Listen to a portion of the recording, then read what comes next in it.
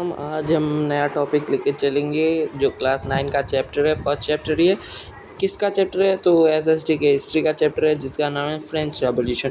French revolution का मतलब है फ्रांस की क्रांति।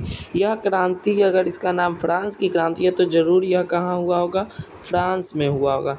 यानी कि फ्रांस की क्रांति है तो ये कहाँ होगा? फ्रांस में होगा।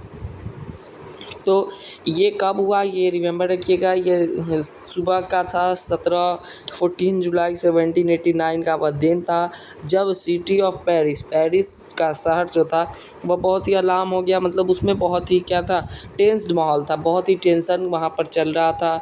उसके आगे कुछ यह खबर फैल गई या किंग ने आदेश दे दिया कि जो ट्रूप्स है यानी कि जो उनके सेना है वह सिटी में चले जाएं, शहर में जाकर वह क्या करे, वह अंदर चले जाए, सिटी में चले जाए।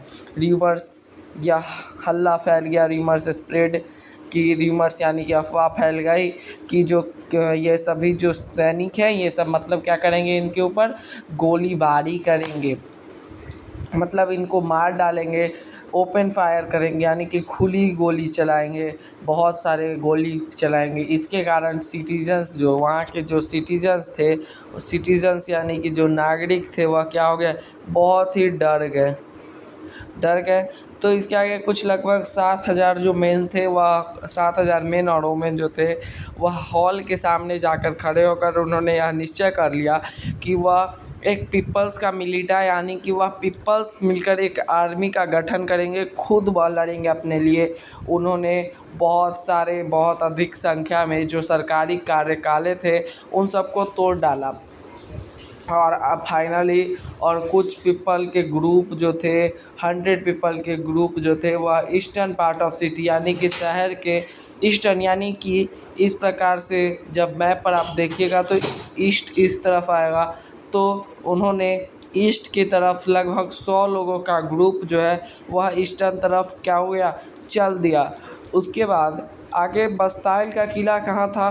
तो ईस्ट तरफ था बास्ताइल का किला, बास्तील का किला ईस्ट तरफ था। जब वह उनको फिर आर्म फाइट के द्वारा फॉलो किया गया। कमांडर ऑफ बास्ताइल का जो कमांडर था उसे क्या कर दिया गया, बास्ताइल के कमांडर को क्या कर दिया गया, मार दिया गया, यानी कि बास्ताइल का कमांडर मारा गया। उसके आगे फिर तो जब बास्ताइल का कमांडर वहाँ का मर गया, उसके बाद उन्होंने क्या किया, बास्ताइल के कमांडर को जब कोई मार देगा तो वहाँ पर जब कमांडर ही नहीं रहेगा तो वहाँ के अंदर के कैदी को तो ज़रूर कोई छुड़ा लेगा। लेकिन वहाँ पर जो कैदी की संख्या थी उनको लगा बहुत ज़्यादा कैदी होंगे, उनको लगा कि वहाँ पर क्या मौजूद होगा, आर्म मौजूद होगा, यानी कि गोली बारूद, गोलीबारी के सामान, गोली बंदूक ये सब मौजूद होंगे। लेकिन ऐसा उनको वहाँ पर कुछ नहीं मिला। लेकिन तब उन्होंने कहा कि अब आए गए हैं तो कुछ नहीं मिला तो वहाँ के कैदी को ही छुड़ा दे। तो उन्होंने जो प्रिजनर्स थे यानी कि कैदी थे उनको उन्होंने क्या कर दिया, छुड़ा दिया। वहाँ पर ज़्यादा कैदी नहीं थे, वहाँ पर सिर्फ 7 कैदी ही थे, ज़्यादा कैदी नहीं थे। तो जो फोर्ट्रेस यानी कि जो किला था उसको ध्वस्त कर दिया गया, छोटे छोटे पत्थरों में सोल्ड, और उनके बाद उसको क्या किया गया, उसके फ्रेगनेंट्स जो महंगे महंगे सामान थे उसको बाज़ारों में बेच दिया गया।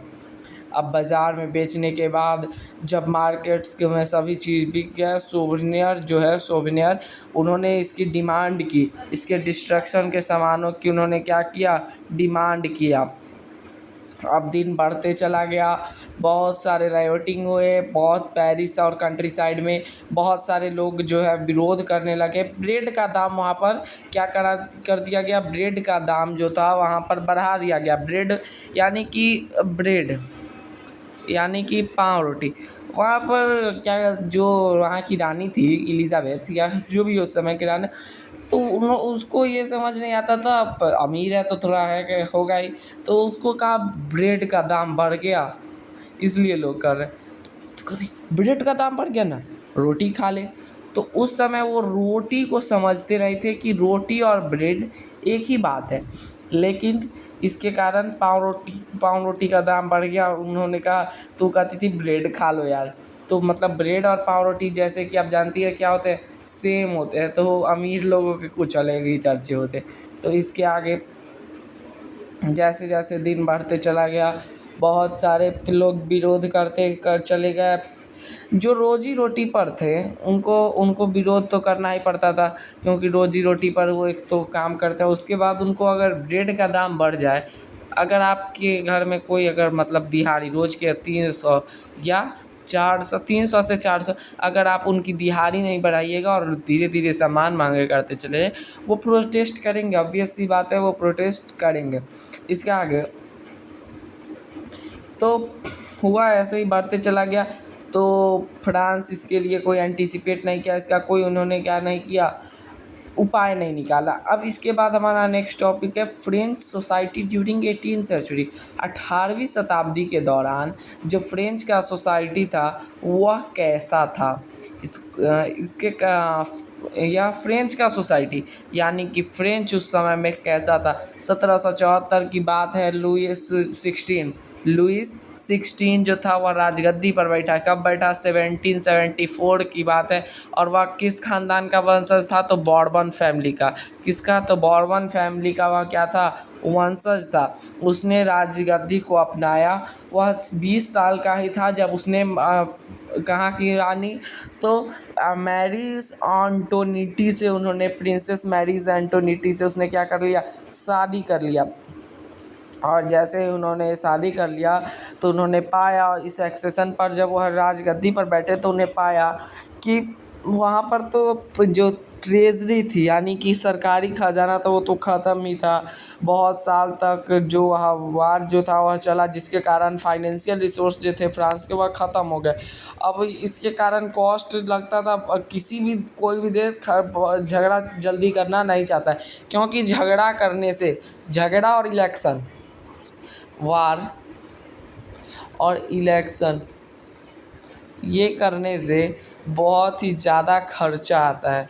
बहुत ज़्यादा खर्चा आता है, क्योंकि इलेक्शन का जब भी कोई इलेक्शन क्यों रोज़ हर साल नहीं करा सकता था इलेक्शन कमीशन, लेकिन ऐसा इसलिए नहीं होता है। पहला तो यह प्लानिंग कमीशन के तहत नहीं होता है। दूसरी बात है कि इलेक्शन कराना बहुत ही महंगा काम है। बैलेट पेपर, ईवीएम, बिजली बिल, ये सभी जोड़कर, और साथ ही साथ आपके उंगली पे जब आप वोट डाल के आइएगा तो आपके उंगली पे एक इंक लगता है, वह बहुत ही महंगा इंक होता है। उसमें सिल्वर नाइट्रेट डालकर उस इंक को बनाया जाता है। इसके कारण वह बहुत ही महंगा होता है। तो ये सब चीज़ करने के कारण, वार करने के कारण वहाँ का ट्रेजरी खजाना जो था वह क्या हो गया? खाली हो गया। तो इसके कारण अब उन्हें क्या करना था? टैक्स तो बढ़ाना ही पड़ेगा। तो 13 अमेरिकन कॉलोनी जो था वह क्या हो गया? उसको आज़ादी मिल गई अपने कॉमन इनेमी ब्रिटेन से। इसके कारण वहाँ का उस समय में जो करेंसी था वह लिवरेज था। लिवरेज के उसमें जब वो आज़ाद हुआ तो कोई भी देश तुरंत आज़ाद होता है तो उसकी अर्थव्यवस्था उतनी अच्छी नहीं होती है, तो उसमें लिवरेज लग गए। 2 बिलियन लिवरेज और लग गए आज़ाद के समय। इसके कारण लीडर जो थे उन्होंने स्टेट क्रेडिट यानी कि कर्ज दे दिया, राज्य कर्ज दे दिया उनको।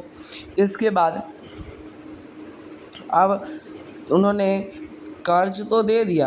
अब कर्ज दे के जब कोई गरीब रहता है, गरीब की जब बहुत ही ख़राब स्थिति में रहता है, तो उसके लिए दिन क्या रात क्या। इसी तरह से जब वो गरीब हो गया तो अब उसको जब वो पैसा दिया तो कहा कि अब टैक्स पर जो उसने कमीशन लिया या इंटरेस्ट जो लिया उसने सूद, वह 10% तक बढ़ा दिया। ऐसा इसलिए किया क्योंकि उसको तो अभी पैसे की ज़रूरत था। आप कैसे भी 20% पे भी देते तो वह लेता है, क्योंकि उसे अभी पैसे की बहुत सख्त ज़रूरत थी। इसलिए उसने 20% ऑफ टैक्स क्या किया? ले लिया। 10% ऑफ टैक्स, सॉरी। उस समय अब उस समय इसका एक और कारण था कि वहाँ का सरकार ने इस फ्रेंच सोसाइटी को 3 ई स्टेट में बांटा। फर्स्ट ई स्टेट, सेकेंड ई स्टेट, थर्ड स्टेट है। फर्स्ट स्टेट में क्या रहते थे? क्लर्जी रहते थे, जिनको हिंदी में पादरी कहा जाता था। दूसरे ई स्टेट में रहते थे नॉबिलिटी, जैसे कि पंडित जी हो गए, ये सब रहते थे। और थर्ड ई स्टेट को भी 3 भाग में बांटा। पहले ये थर्ड स्टेट के पहले भाग में रहते थे बड़े बड़े बिजनेसमैन, व्यापारी, कोर्ट ऑफिशियल्स और जो लॉयर होते थे ये सब। दूसरे में रहते थे किसान और आर्टिशियन, और सबसे लास्ट में रहते थे छोटे छोटे किसान और जो लैंडलेस लेबर यानी कि बिना ज़मीन के जो लेबर्स होते थे वो रहते थे, और कुछ नौकर्स रहते थे। तो जो थर्ड ये स्टेट था, इससे या दो ये स्टेट से इससे दो तरह के टैक्स लेते थे। पहला रिलीजन टैक्स और दूसरा स्टेट टैक्स। क्योंकि इन्होंने कर्ज लिया, अब कर्ज को देने के लिए इन्हें भी तो उसको क्या देना पड़ता था, इंटरेस्ट देना पड़ता था। तो इन्होंने इनसे दो तरह के टैक्स लेने का स्टार्ट कर दिया। पहला रिलीजन टैक्स और दूसरा कौन सा टैक्स, पहला रिलीजन और दूसरा स्टेट टैक्स। रिलीजन टैक्स को टाइल्स कहा जाता था और स्टेट टैक्स को वह टाइल कहा जाता था। ताइथ और ताइल। तो इन्होंने सोचा कि फर्स्ट ये स्टेट ना कोई टैक्स नहीं देता था, ना ताइथ देता था, ना ताइल देता था। तो इन्होंने कहा कि फर्स्ट ये स्टेट ना कोई टैक्स देगा और हम दो तरह के टैक्स देंगे। तो इस पर भी विवाद हुआ, बहुत विवाद हुआ, लेकिन इनको दो तरह के टैक्स देने पड़ते थे। पहला जो ताइथ था जिसे रिलीजन टैक्स भी कहा जाता है, और दूसरा टाइल था जिसे हम स्टेट टैक्स के नाम से जानते हैं। इसके आगे शादी हो गया, उसके बाद उन्होंने बहुत कर्ज में वो डूब गए। 10% का इंटरेस्ट उन्हें देना था। इसके कारण फ्रेंच गवर्नमेंट जो थे वो बहुत ही अब्लाइक थे, क्योंकि उन्हें 10% और लोन पर क्या करना था, देना था। और फ्रेंच गवर्नमेंट बहुत ही खुश थे। वह इस पर इंक्रीजिंग परसेंटेज उनके बजट के इंटरेस्ट पेमेंट पर वह बहुत ही घात कर रहा था। और इस रेगुलर एक्सपेंस को पूर्ति करने के लिए, वह मेंटेन करने के लिए, आर्मी को मेंटेन करने के लिए, बहुत सारे कामों के करने के लिए वह स्टेट टैक्स और इंक्रीज टैक्स को क्या कर दिए, पहले तो बढ़ा दिए। थर्ड ये स्टेट को 2 टैक्स देना पड़ता था और फर्स्ट ये स्टेट को कोई टैक्स नहीं देना पड़ता था। इनको कोई टैक्स नहीं देना पड़ता था। द सोसाइटी जो थे, सोसाइटी को फ्यूडल सिस्टम के पार्ट में रखा गया, जो मिडिल एज बीच मध्यकालीन युग में वापस लाया। और ओल्ड टर्मरिज्म था, ओल्ड शासनकाल, पुराना शासनकाल था, वह लगभग फ्रांस सोसाइटी में 1789 से पहले चला। 1789 से पहले फ्रेंच सोसाइटी में क्या चला, ओल्ड रिज्म, यानी कि पुराने तरह से शासन किया गया। अब इसके आगे देखिए तो फ्रेंच सोसाइटी ने इनको स्टेट को 3 स्टेट में बांट दिया। प्रेजेंट को लगभग 90% ऑफ पॉपुलेशन वहाँ के थे।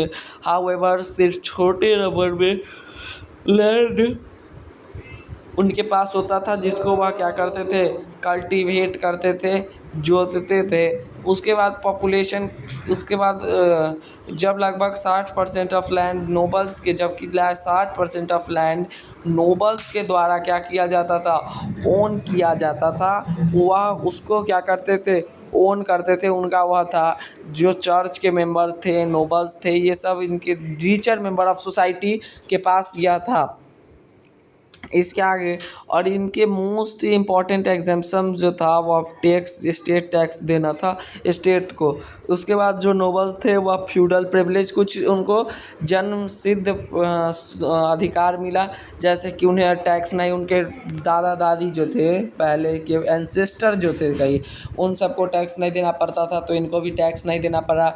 इसके कारण यह बहुत ही क्या थे, खुश थे। पीजेंट जो थे वह सरेंडर सर्विस से वह क्या थे, बहुत ही प्रेजेंट्स, बहुत ही उनके आदर्श थे, उनके वो बहुत ही आज्ञाकारी थे। और उनके घर में खेत में काम करने के लिए वह आर्मी में भी पार्टिसिपेट करते थे और रोड बनाने में। चर्च उनसे भी एक टैक्स लेता था, जिसे ताइथ मैंने पहले ही बताया। पीजेंट से सिर्फ गरीब सोसाइटी से, गरीब लेवल से उन्होंने टैक्स लेना चालू किया। उसके बाद उनको थर्ड स्टेट के मेंबर को 2 टैक्स, फिर एक और टैक्स देना पड़ गया, जिसे स्टेट टैक्स, जिसे टाइल भी कहा जाता था। और बहुत सारे इनडायरेक्ट टैक्स, जैसे कि ज़मीन पर कर लगता था, अलग अलग तरह के कर उन्हें देना पड़ता था, जैसे नमक पर कर देना पड़ता था। सभी इसेंशियल एवरीडे कंजप्शन पर उन्होंने टैक्स को क्या कर दिया, बढ़ा दिया। जैसे कि दैनिक जीवन में जिस चीज़ का प्रयोग होता था उसके पर जो टैक्स की मात्रा थी, टैक्स जो था, कर, उन्होंने इंक्रीज़ कर दिया। इसके कारण वह बहुत ही गुस्सा आ गए। इसके आगे जब वह चले तो जब बर्डन था इसको, इसका जो बोझ था फाइनेंसिंग एक्टिविटी के स्टेट में टैक्सेस में, वह थर्ड स्टेट के माथे पर पड़ा हुआ था। यानी कि सिर्फ थर्ड स्टेट को ही टेंशन था किस क्या देने का, टैक्स देने था। अब अगला टॉपिक है द स्ट्रगल टू सर्वाइव, जीने की, सर्वाइव करने की स्ट्रगल, यानी कि क्या क्या उन्हें संघर्षों का सामना करना पड़ता था। तो इसको हम नेक्स्ट वीडियो में देखेंगे। Thank you for being at my channel, please subscribe the channel. Thank